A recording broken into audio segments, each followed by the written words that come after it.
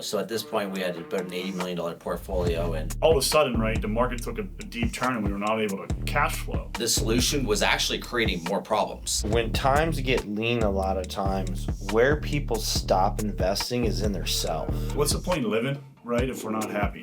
Wealth is a vehicle to be able to provide opportunities for yourself and for others. You know, you could be one mastermind, one phone call, one coaching call away from completely changing your life. I had to make the hardest decision I've ever had to make in my entire life. Got no limit, yeah, that's right. Yeah, I'm limitless. I ain't got no limit, yeah, that's right. Yeah, I'm limitless. They can stop me now, yeah, that's right. Cause I'm limitless. It's my turn right now. Watch me work, yeah, I'm limitless. We are back today with another episode of Wealth, and I am super fortunate because I got two of my homies, two of the smartest dudes I know in the real estate space, Brady McDonald and Quinn.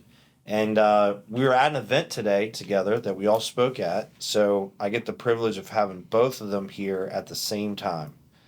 We're having a threesome. Welcome, gentlemen. Same damn time. Nothing better than a threesome with you fellas, boys. Were you going to talk about horses or what? And I would say I would staying use away from smartest that today. guys very loosely when you Yeah. put me in the group. All Right, yeah. So, people who don't know who you guys are, who are you? Good. There you go. All right. Brady McDonald from Canada, but live in Florida. So I cut my teeth in real estate, doing multifamily developments in Canada, and then came down to the U.S. in 2022. We do storage and car wash, land development, land flipping, and do hard shit. That's my Cole's notes. And I love that. And production-wise, this might be a little difficult since we didn't really prepare to be on the same side of the mic here. But Casey, accounting nerd from Pittsburgh, PA, built a pretty big portfolio in a short period of time by taking massive action, using numbers and back office to be able to leverage real estate from a debt perspective to scale a portfolio and begin to get myself around the right people to learn and educate myself on how to scale. So one of the things we can talk about is like the struggle always seems to find a way to show up no matter where you're at in your life. And you guys both recently, great operators run great businesses, but you guys both you guys found yourself on the side of shit being fucked up. And you guys were in not great spots, and you had to make very quick decisions. And I mean, we're talking about on the brink of shit being really bad to millions of dollars in profit in a short period of time, right? I'd love for both of you to just walk us through that mindset of where you were at and how you overcame it. Yeah, absolutely. I can start too, right? So, about a year and a half ago, we were in a situation where we were continuing to build wealth by investing in long-term real estate assets. And so as we continued to do that, we continued to build equity. But cash flow was always one of the struggle points. We were continuing to be able to scale the company because the market was so hot and so good. And so we were able to scale cash flow-wise, enterprise value-wise, portfolio-wise. All of a sudden, right, the market took a deep turn and we were not able to cash flow. And so our model, which was building long-term equity and wealth in real estate, flipped itself on the head overnight. All of a sudden, we were, going into the hole $150,000 every single month. The ego side of me said, no problem, we can outgrow this thing. We've just got to pivot and scale revenue. And at the end of the day, getting myself in the right room really allowed me to kind of drop the ego and understand you can't outgrow that, right? You have to know and understand the game that you're playing, the inning that you're in today, what is happening in the market today, and you've got to pivot. So for us, it was not, we can't outgrow this thing. We can't outgrow revenue. So how can we figure out on the cost side in order to be able to get to the margin? The really nice thing for us was we had built such a nice piece of equity on our real estate through building the wealth, through investing in that real estate. And we were able to take a quick, massive pivot, obviously unleash some of that equity before the market got too bad to make it hard, as well as make some hard decisions internally to cut costs to right size our P&L. Again, luckily for me, getting around the right people that had an outsider's view and outsider's perspective to be able to look in and say, hey, dude, you're not going to outgrow this thing in revenue, changed my life. I had to make the hardest decision I've ever had to make in my entire life, which ultimately was best for our company and for everybody involved on both sides of it. But we did have to, make several layoffs within the organization. Again, hardest thing that I've ever had to do in my life to this day in business. But it turns out it was the greatest thing that we were able to do, really able to right size, and everybody's better off. And we've been able to scale back since. Yeah. And what about you? Yeah, so we were in a situation that similar times that caused it, and we were very fortunate that we also had a large portfolio. So at this point, we had about an $80 million portfolio, and part of the challenge, I guess, that I got in was, I'm just a massive action taker, and it's probably one of the things that got us to where we are, obviously, from a winning perspective, but it also can be the thing that keeps the blinders on when problems are real, right? No doubt. And so I went to the U.S., made massive, invested a ton of money, bought a pile of real estate at the peak. I didn't do as much due diligence probably as I should. And then the market in Canada turned real fast, and it went from like sub 2 interest rates to 7. And the portfolio was bleeding. We had about $15 million in new construction developments in the pipeline, and there was $800,000 months, lots of $300,000 In losses. per month. And then everything in the U.S. wasn't selling, and it was, the part of my problem, I think, was also that I was just, I was using alcohol to mask the fear and mask the real situation and eventually I just made an internal decision. I could see within myself I had to make a change. Yeah. And it was all kind of came to a head when I knew I had an opportunity that I'd never had before, and that was a meeting with Ken, where I just believed if I was vulnerable and I was real with the situation with him when I walked into that meeting, and I made some life choices like cutting out the booze, that we could fix this, and that's what it was. So I stopped drinking, I went and saw Kent and came up with a very clear action plan. And same with Casey, it was super important to be around the right people and be vulnerable, and be honest and just listen and then obviously take massive action. And the thing about it was that I couldn't see the solution. What I thought was the solution was actually creating more problems. Yeah. Right. I was trying to create other ways to create businesses and more noise, right, to create more money. Where Kent's like, dude, you've got $1 million solutions for $100,000 problems. And the growth of your business is inside of your business. I say it all the time. 100%. Yeah. Just 2 quick points to add to that, right? To his exact point, similar situation for me where I went to Ken. Ken really helped. Ken and Ken's team really helped. And by the way, we're talking about Kent Clothier, who coaches all 3 of us. Yeah. Right. And so the really cool thing that I'm learning around getting myself in the right rooms, getting around guys like you, is we all face similar problems. But the really cool thing that we all do is, one, take massive action, whatever that is that needs to happen. And so we don't know everything. One of the most massive actions we could possibly take is learning and understanding, eliminating the ego, like I talked about, and saying, hey, I don't know what I don't know. Right. Let's get the education, whatever that is. Let's find people that have been there and done that and ask for help. Mm-hmm. Stick up your hand and say, hey, I need help. And so I think the problem that you face with some folks that, run into Chapter 11s and run into bankruptcy or don't actually scale their businesses the right way, we're all going to run into those problems and challenges at some point. We're all going to have to scale back up at some point. The people that make those pivots are the people that are realizing they don't know what they don't know and getting the help. The people that don't do that is what really run into the ultimate problems, because they let their ego get in the way, or they think they know more than they know, and it just continues to bury them, and they're not able to really dig out of that. Yeah, and you bring up a really good point. Is so when times get lean, a lot of times where people stop investing is in their self, right? They stop coaching, or they stop education, or they stop going to masterminds or whatever. And in my opinion, that's actually where you should be doubling down, because the lid of your organization is always tied to your own personal development, right?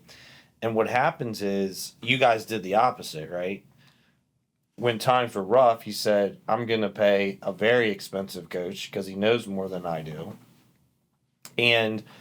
But what it did is it compressed time where maybe the fee seems expensive to the outsider, but to you guys it was a bargain. Yeah, let me add to that point really, really quick, because I think I'm a very good example of someone that didn't necessarily believe that for a long period of my life. I always equated that back to college. I played football at college, and then there was, massive fraternity, sorority world on campus. And I used to always say, dude, I can make my own friends. I don't need to pay for this shit. And so then when I kind of got into this entrepreneurial world and we're scaling a company and the ego started growing, we're starting to do okay.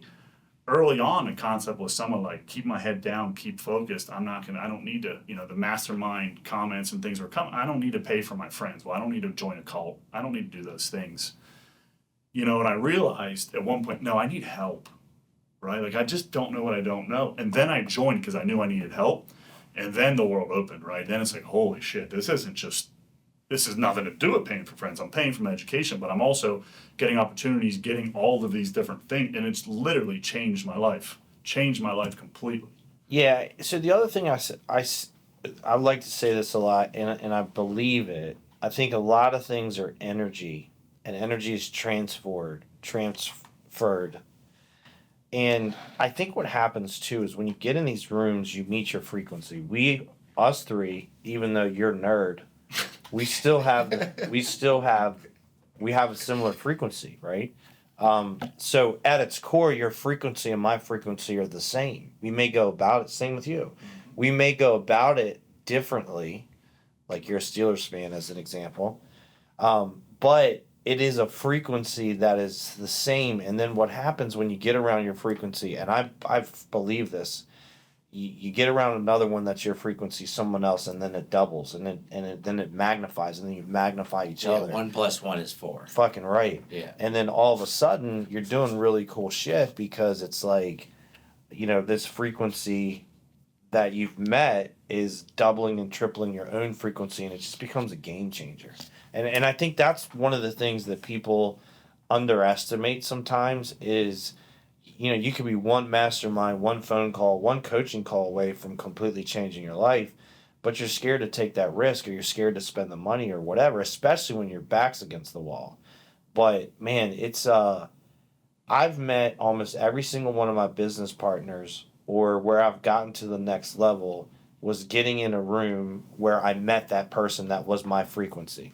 Right? Yeah, can I add a comment to that too? Because I think it's not just, can I spend the money? I think we, and myself, and probably you at some point, right? Like all of us, it's also an imposter syndrome thought process of like, if I pay that money, can I execute to get the value out of that spend? 100%. It's the same when I buy real estate. I always call it, I have a perfect standard deviation. Right. When I invest in people, the sky's the limit, or it's going to be a dud. And the same thing goes for ourselves. I'm making this massive investment myself. Am I going to be able to get the return out of that? And so I question myself there, right? And I've got to get over that hump. Yeah, see, for me, I just know that I'm such a high action taker that I'm willing to do the work, regardless. And we all are, right? And so what I love about having a coach and being around other people is like, if somebody just gives me the guidance and sees what I don't see, but just tells me what they think I should do, like I'll get it done faster than anybody else. Yeah. And in that's what I believe. I know that in me, and I just need to be around the right people. Did you always have that mentality? Did you always think that way? I was terrified the very first time that I ever paid $20,000 for my high ticket coach, but that was the outcome, because he's just like, fuck, you are like, there's nothing I won't do. There's nothing I won't get done twice as fast as most.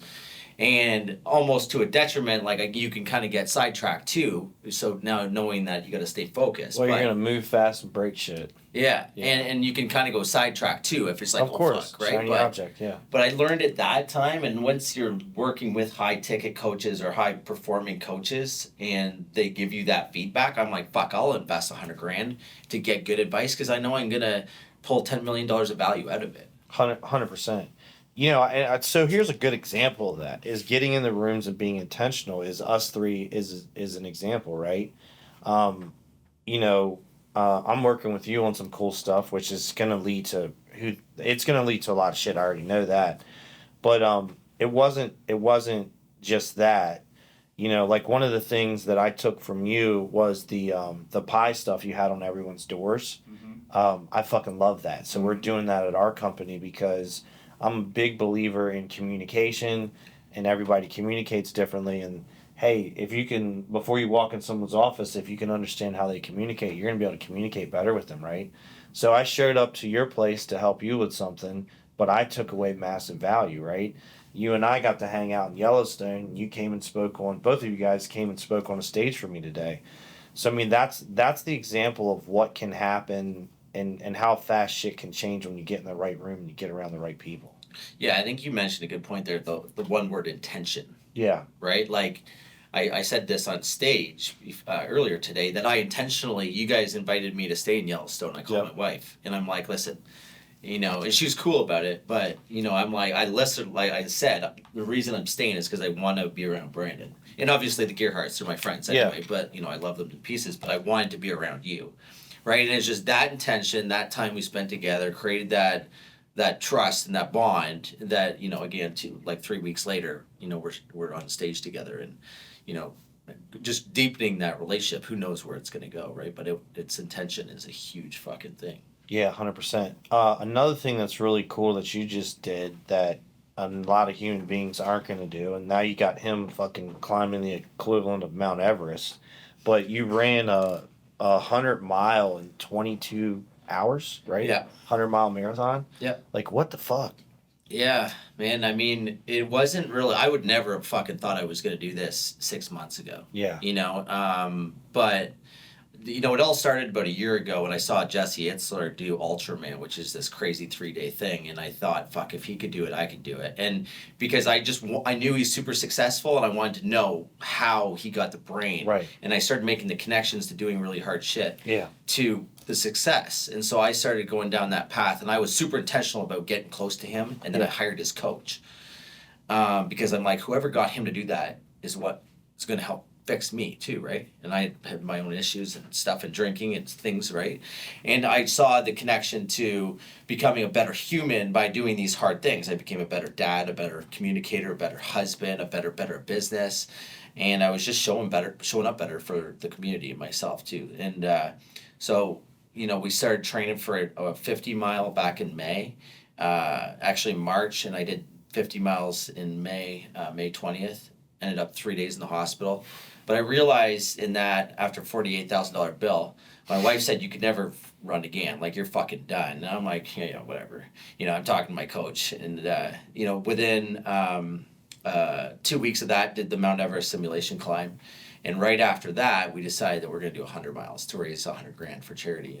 And my coach was all in, and it was 3 months of training. And it was by far the hardest fucking thing I've ever done. It was spiritual. I've kind of talked to you about this offline. Which I really dig that.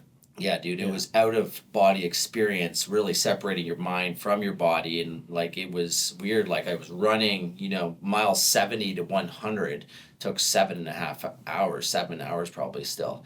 But I just remember just kind of hovering over my body and watching all these guys and girls running with me there, my crew, and just feeling the love. Yeah. And let me add something to that too, right? Because you mentioned that he, inspired me, and now I'm going to be climbing the equivalent of Mount Everest with him in this coming summer, which, for me, I'm not. I don't like running. I don't like that kind of stuff. But what really resonated with me, and, you didn't say it today, but you said it in the past, which was, I don't like running. And so, because for me, when I found out you were going to do that and heard about all that, I'm like, oh, well, this dude's just probably a runner or whatever. And I kind of brushed it off. 100 miles is insane for sure, but it's probably a runner, right? It's not as hard for a runner to do that.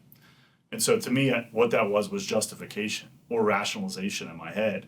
And once I realized and heard him say, I don't like running, it's something bigger than me. I want to do hard shit. That's what inspired me to say, you know what? I need to do some hard shit mentally. There's nothing to do with anything other than really putting myself in a situation to do hard shit. Yeah, it's about becoming the best version of us, right? Or for me, it is. That's what it's about. And running is a very easy thing to do anywhere, right? So, and it puts you into such a hard position constantly that you can only become better if you're going to continue to put one step in front of the other. Yeah. So, two things you guys just said, and I can't take credit for this because my performance coach, John Cheplak, I've coached with him for 10 years. And one of the things that he programmed me early about doing hard shit, right? So John is almost 60 and he looks like he's 30. And one of the things and John talks about how he hates going to the gym. I don't particularly like going to the gym either. I like the result. And I remember a long time ago, he said, here's what I want you to program you to do mentally. When you pull up to the gym, you don't feel like it, or you got to make the next call, or, whatever it is, it's just like, man, it's gut-wrenching fear, and it's hard as fuck, and you just don't want to do it. He said, you've got to call me and tell me what's going through your head from a standpoint of I'm not going to do it, right? Because he knows he's going to tear my ass. And he said, not only that, you gotta your significant other, the people you lead, whatever, you gotta stand up in front of them. This is the mental exercise. Mm-hmm. And what you're thinking in your head, you have to say it out loud to them. And like, I don't feel like going to the gym, or I don't feel like making this sales call, or I'm afraid that I'm gonna get rejected in this deal, or whatever. And he said, anytime you get that negative thought, I want you to place that thought into your head that you have to say that in front of the people that you lead and the people that you love. It was one of the most powerful things he ever taught me. Yeah. And so people underestimate the power of consistency. It's like you don't quit, right? Yeah, you think the fucking magic pill is some, me, Brady, and Casey are in the fucking Illuminati and we got the fucking secret that y'all don't have. No, I literally just gave it to you. That's the secret. Yeah, and it doesn't have to be like this consistency. People, like I talked about this on stage, but like, a lot of people focus on the deal and the money, and like the consistency really just needs to be coming within. Like, focus on your fucking body. 100%. If you can just wake up every fucking day, go to the gym 5 days a week, if that's the one skill that teaches you consistency, that's what's going to teach you how to win in business. 100%, because it's going to make you overcome so much hard shit by just having that routine. Because I don't particularly know that many people that are like, I want to get up and go to the gym. Yeah, let's fucking go. Yeah. Do you know what I mean? Yeah. Like, it's like, fuck, I just got to go. Yeah. Yeah. So one of the things that I always ask everybody, and I'd like both of your versions of this, is we call this show Wake Up to Wealth, and we call it Wake Up to Wealth for a reason. But I'd like you both to give me your version of what does waking up to wealth mean to you? Yeah, for me, I mean, I'm just discovering this, and I think that's part of this 100-mile journey and all this hard shit. But it's ultimately, becoming the best version of me. Because once I know that, once I do that, and as I continually become the best version, then I can pour in to my kids, to my wife, to my peers, to my community, and really create impact. And for me, that's what's waking up to the best version of me. I realize that, I need to, win for this person first so I can just pour out to the fucking world, like become the best savage person for everybody else. And that's what it means to me. I love that. What I would say for me, it's, it might sound a little cliche, but at the end of the day, it's about chasing happiness. What's the point in living, right, if we're not happy at the end of the day? We're all going to die. We all only have 24 hours. So at the end of the day, we're all the same. And so how can you go about chasing your happiness? Literally the wake up to wealth, right? Wealth is a vehicle to be able to provide opportunities for yourself and for others. And so certainly I'm very interested in attacking that in order to be able to provide myself additional happiness. And I would be kidding you if I didn't tell you that I know what that is for me. What I've learned, because people say, hey, I want to retire and be on the beach. I know for a fact I'd be bored after 3 days. So that's not it for me. No doubt. What it is for me is really waking up and being on the journey of chasing happiness. That, like, I want to win. I want to learn. I want to develop, and it changes. Like, it's a moving target forever for me. And I think that's what I'm realizing and learning. And that's my happiness, because in a year from now, I'm going to be willing to bet you, like, when I wake up to wealth, whatever my answer would be totally different in a year from now, because the journey over these next 12 months is going to continue to develop me and continue to allow me to chase whatever that happiness ultimately is for me. And so to me, that's what wake up to wealth means. Wake up to what it is that you want to do on a daily basis that makes you happy. And by the way, it's incredibly different. Like, my idea of happiness is probably very different than yours and very different than yours. What the word wealth and rich and money does is allow us a little bit of freedom and opportunity to continue to go after that a bit easier, as well as help other people, right? Help other people find that, which at the end of the day, I think is mostly everybody's dream, is to allow other people to have that opportunity. Maximum fulfillment for us is seeing other people win. And I think that goes to, like, nobody likes to see other people. Very rarely is someone happy seeing other people lose. 100%. Right, so. But powerful Answers. Guys, man, it's been a long fucking day, but it's been a great day. It's been a great day. We've been at an event all day together, and we're still hopping on the podcast. But man, it's been phenomenal. I appreciate you guys today. I appreciate you guys coming on the show, and thank you guys for doing life with me. It's been awesome. Hell yeah, brother! Thank you for having me, man. Yeah, glad to be part of your circle, dude. I echo the comments for both you guys. It's an incredible journey we're on together. Hey, thank you so much for checking out our YouTube channel and checking out our podcast, Wake Up to Wealth. As a thank you, you've got a link that you can check out to get a free ebook on investing in real estate. And then also, if you're interested in potentially coaching with me, coming to one of my events, or investing in one of my deals or funds or anything like that, you can actually check out our website to find more information out about that as well. You'll have both links. And again, want to just say thank you, and you can follow up with me for anything else I might be able to help you with. And thank you so much for tuning in to learn more about how to get wealthy.